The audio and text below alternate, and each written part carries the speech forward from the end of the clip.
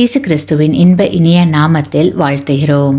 இன்றைய வேத வசனம்: உன்னதத்தில் இருக்கிற தேவனுக்கு மகிமையும் பூமியிலே சமாதானமும் மனுஷர் மேல் பிரியமும் உண்டாவதாக என்று சொல்லி தேவனை துதித்தார்கள். லூக்கா 2:14 Today's Bible verse: Glory to God in the highest, and on earth peace, goodwill toward men. Luke chapter 2 verse 14. யூதர்களுடைய ஆலயத்தில் இருந்த மகா பரிசுத்த ஸ்தலத்தில் உடன்படிக்கை பெட்டியும் அதற்கு மேலே கிருபாசனமும் இருந்தன. அந்த கிருபாசனத்தில் 2 தூதர்களுடைய உருவம் இருந்தது. அந்த 2 உருவங்களும் கிருபாசனத்தை நோக்கி பார்த்த வண்ணம் அமைக்கப்பட்டன.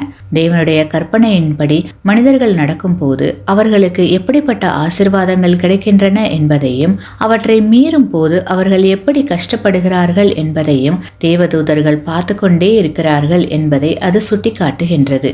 தேவனுடைய சட்டங்கள் நன்மைக்கானவைதான் என்பதை அவர்கள் அதன் மூலம் புரிந்து கொண்டார்கள். ஆனாலும் தேவனை பற்றி முழுவதும் புரிந்து கொண்டது சிலுவையில்தான். அப்போது சாத்தானை உன்னதத்திலிருந்து வெளியே துரத்தினார்கள். உன்னதத்திலே இருக்கிற தேவனுக்கு மகிமை உண்டாயிற்று.